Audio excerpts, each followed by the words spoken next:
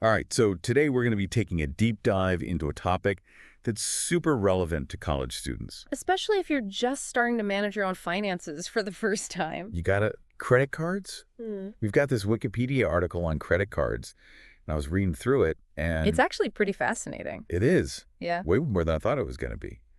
We're going to be breaking it down. So how they work, why they matter in the world of business. And all the little things that people don't know about credit cards. Yeah. Like I said, it's especially important for college students because I feel like this is when people first get. Their first credit card, Yeah. and it can be a little intimidating. Yeah, for sure. So first things first, let's define what a credit card actually is. Like It's it's, not just a piece of plastic, yeah, right? It's kind of like a mini loan you get every time you use it. okay. The bank is basically fronting you the money for whatever you're buying, and then you're agreeing to pay them back later. Okay, so it's like you're borrowing money from the bank, but like on a much smaller scale. Exactly. And that's where it can get a little tricky if you're not used to managing your finances. You're adding to your debt every time you use it, and that debt comes with interest. Right, which is the fee you pay for borrowing the money. Yeah. So if you don't pay back the full amount each month, that interest can start to snowball, and you end up owing way more than you originally spent. Which is why it's super important to understand how interest works and, set a budget. And try and avoid those impulse purchases. Yes, Yes. actually. Now, I found it really interesting reading the Wikipedia article that the idea for credit cards goes way back. Way back? I had no idea, to the 1800s.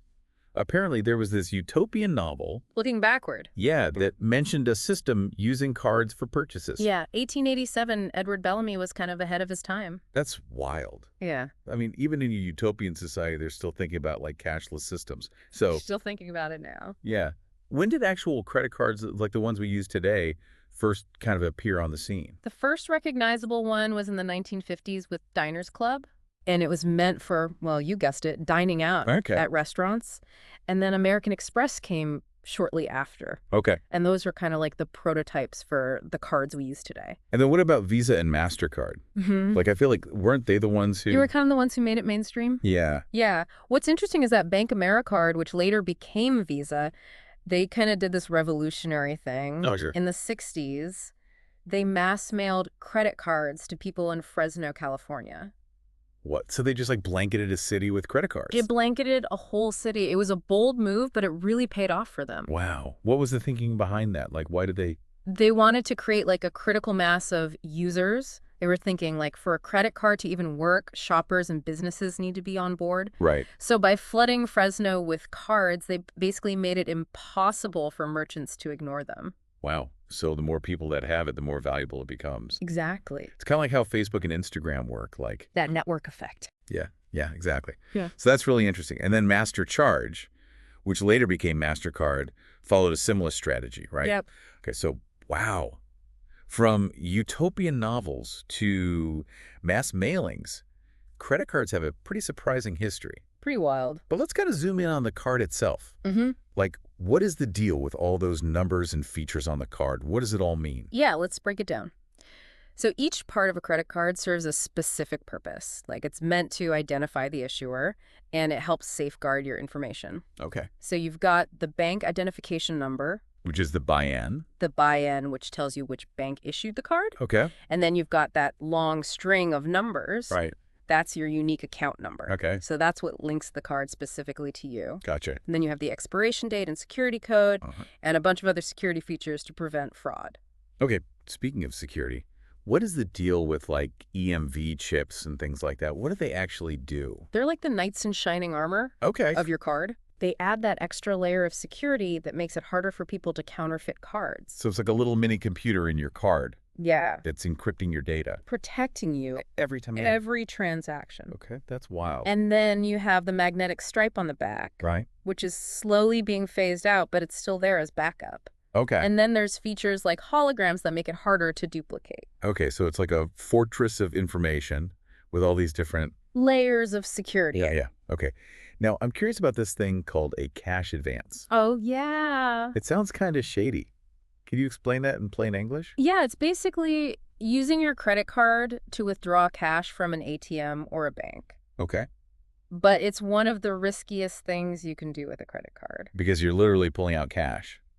It's more than that. It usually comes with really high fees and much higher interest rates than you would get for like a normal purchase. Oh, And then some things you might not expect, like buying lottery tickets or casino chips, can count as a cash advance. really? Yeah, so you're basically paying a premium for that convenience. Okay, so short-term gain, long-term pain with the cash advance. Yeah, pretty much. And that's why it's important to understand all the terms and conditions of your card. Definitely. Now, I think we've got a pretty good handle on like the basics, what a card is, what it looks like. But can we kind of like take a peek behind the curtain and see how a transaction actually works? Yeah, there's a whole symphony of processes going on. Okay. All right. Bring on the financial symphony. All right, let's do it. Okay, so let's dive a little bit deeper into some of the like costs and revenue involved with the credit cards. Okay. Let's put on our like financial detective hats here. All right, so one of the major costs for credit card companies is charge-offs. Charge-offs. Okay. Yeah, so imagine someone racks up all this credit card debt and then they just can't pay it back. Okay. So that's a charge-off for the credit card company. Right. Oh, so they're just like accepting defeat. They're like, we're never going to see that money again. Exactly. It's like a calculated risk they take, knowing that not everyone is going to be Responsible. Yeah. But what about fraud? Like, doesn't that factor into it as well? Oh, yeah, big time. Credit card fraud is a huge expense for these companies. I mean, with all the data breaches and stuff, it's got to be a nightmare. It is. It's a constant battle. So if someone steals your card information Right. and goes on a shopping spree, the credit card company often has to reimburse you for those charges. Even though it's not our fault. Yeah, it's just part of the deal, especially with online transactions where they can't physically verify the card. Right. Right. So they're Oh. kind of taking the hit there. Okay. So we've got charge-offs and fraud. But aren't there just like general operating costs like any other business? Oh, yeah, for sure. They have huge operating costs. Like what kind of stuff? Things like salaries, marketing, technology, customer service. And I feel like those reward programs they offer must cost them a fortune. They do. Those free flights and cashback offers add up. Yeah, for sure. Okay, so we've talked about costs. Yeah. Now, how do credit card companies make money? Is it just the interest? Interest is a big part of it. Oh, When you don't pay your balance in full each month, you're basically paying to borrow that money. oh, so it's like you're renting money. Exactly. You're renting money, and the interest is the rent. I like that analogy. That makes sense. What about those like promotional APRs you see advertised? Are those usually too good to be true? A lot of times, yes. Okay. Those low introductory rates can be tempting, but once the promotional period ends, the interest rate usually goes way up. Oh, so you got to be careful with that. Read the fine print. Gotcha. So we've got interest and then also fees, right? Oh, yeah, all those pesky fees, Yeah. annual fees, late payment fees, cash advance fees, So they're getting you coming and going. basically. And then there's interchange fees. What's an interchange fee? It's a fee that merchants pay every time someone swipes a credit card. Oh, so it's like a little percentage of each transaction? Yeah, usually a small percentage, but it adds up to a big chunk of revenue for the credit card companies. Okay, wow. So it's like a whole ecosystem there. Yeah. Okay. Now, I remember you mentioning different types of credit card users, like transactors and revolvers. Can you break down those categories for me? Yeah, so a transactor is someone who pays off their balance in full every month. Oh, so they're using it like a debit card almost. Yeah, pretty much. They're using credit responsibly, but they're not the most profitable customers for the credit card company because they're not paying interest. Right. Right. Okay. What about the revolvers? Those are the folks who carry a balance from month to month. Oh, so they're the ones who are paying interest. Yeah. And they're the ones who are really generating a lot of revenue for the credit card companies. So they're the ones who are renting the money. Exactly. The longer they carry a balance, the more money the credit card company makes. It's like a game. They want you to stay in debt. Kind of, yeah. It's a delicate balance, though. They need both types of customers to make the system work. Right. Okay, so now let's kind of shift gears and focus on the individual consumer. Like, what are some of the benefits of using a credit card? Well, convenience is a big one. Definitely. It's so much easier to swipe a card than to carry around a bunch of cash. And it's safer too, probably. Yeah, for sure. And it's widely accepted. You can use it pretty much anywhere. And I feel like it's essential for online shopping. Absolutely. And traveling, too. Yeah. Okay. Yeah. What about emergencies? Like, Oh, yeah. Credit cards can be a lifesaver in emergencies. if you need access to funds quickly. Exactly. If your Mm. car breaks down or you have an unexpected medical bill, a credit card can really come in handy. Okay. And what about building credit? Like, I know that's important. Yeah, using a credit card responsibly and paying your bills on time is a great way to build your credit history. What you need for, like, loans and stuff, right? Exactly. A good credit score can help you get a loan for a car, a house, even rent an apartment. Wow. So it's, like, really important to start building good credit early on. Yeah, it's like an investment in your financial future. Okay. And then, of course, there's the rewards program. Oh, yeah. Those can be pretty sweet. Cashback, travel points, discounts, all kinds of perks. Okay. But those perks can come at a cost, right? Yeah, you got to be careful. The high interest rates and fees can quickly outweigh the benefits. Right. So it's all about using them responsibly. Exactly. Let's talk about some of the drawbacks of credit cards. Okay. Bring on the scary stuff. All right. So the biggest one is the risk of debt. Right. Those high interest rates we talked about can quickly turn a small balance into a mountain of debt. Yeah. It can snowball out of control. It's like quicksand. The more you struggle, the deeper you sink. Oh, that's a good analogy. Okay. So debt is a big one. What else? Fees. Right. All those annual fees, late Yeah. payment fees, over the limit fees, they can really add up. Yeah, for sure. What else? Temptation to overspend. Oh, yeah, that's a big one. When you're not physically handing over cash, it's easy to lose track of how much you're spending. Exactly. It's like there's a disconnect between swiping a card and actually spending money. Yeah, for sure. Okay. Anything else? Fraud and identity theft. Right.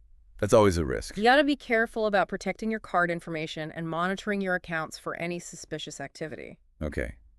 So credit cards offer convenience and rewards, but they also come with risks. It's a trade-off. You got to weigh the pros and cons. Right. Now, I want to zoom out a little bit and talk about the bigger picture. What's the impact of credit cards on society as a whole? That's a really interesting question. They've definitely had a profound impact on our economy and our culture. In what way? Well, they've made it easier for people to buy things, which has boosted consumer spending and economic growth. Okay.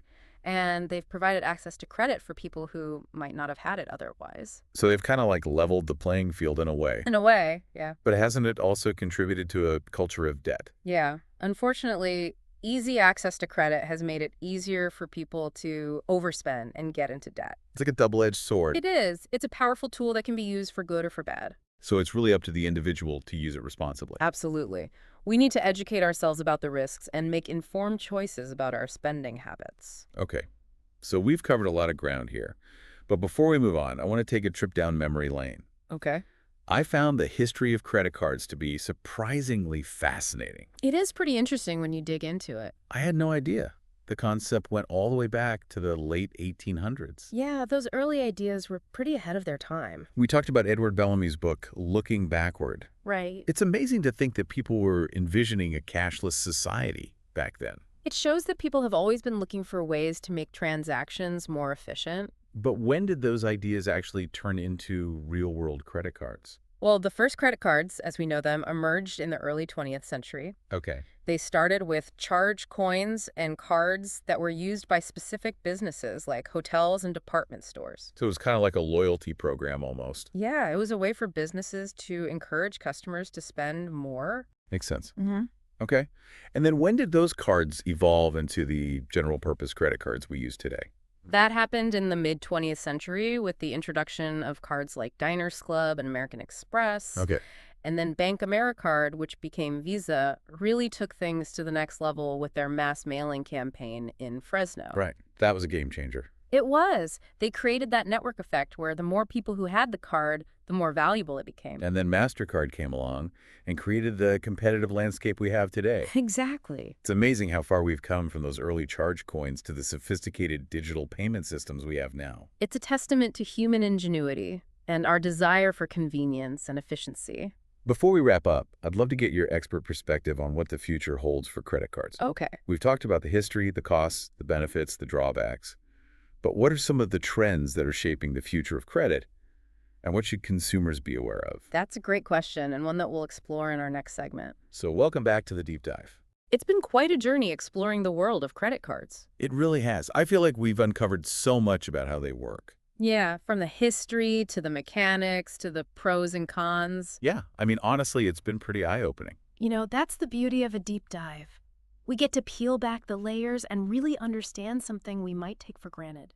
Before we jump into the future of credit, I wanted to touch on something we discussed earlier, Those early charge coins and cards. Oh, yeah, those were fascinating. They seem so simple, but it represented a huge shift in how people thought about commerce. Definitely. It was a sign of growing trust in financial institutions and the idea of buying things on credit. It's like society was taking this leap of faith into a new financial era. Exactly. And that leap paved the way for the credit card revolution that we see today.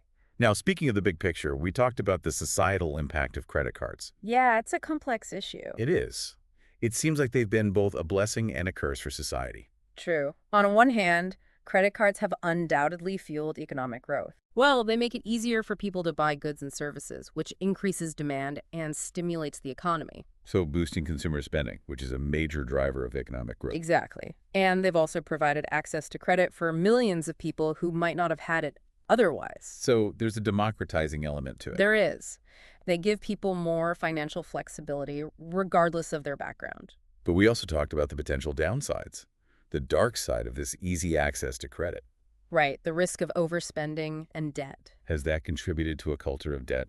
Unfortunately, yes. It's easier than ever to live beyond our means. The allure of buy now, pay later can be tough to resist. It can, and the consequences can be severe. Damaged credit scores, financial stress. It's even bankruptcy. It's a powerful tool that can be used for good or bad. It really depends on the individual and their habits. So education and responsible use are key. Absolutely.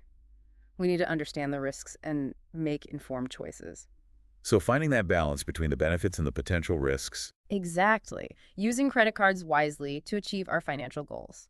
Okay, so we have explored the history, the mechanics, the impact. Now let's talk about the future.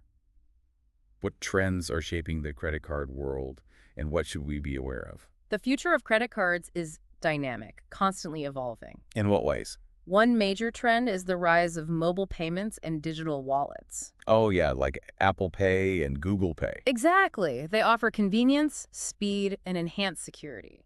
So are physical credit cards going to disappear? It's possible they'll become less common, but we'll probably see a mix of physical and digital options for a while. So choices for consumers. Exactly. Another trend is personalization and data-driven insights. Like targeted offers based on our spending habits. Exactly. Credit card companies are using data to understand their customers better. That's interesting. Now, what about security?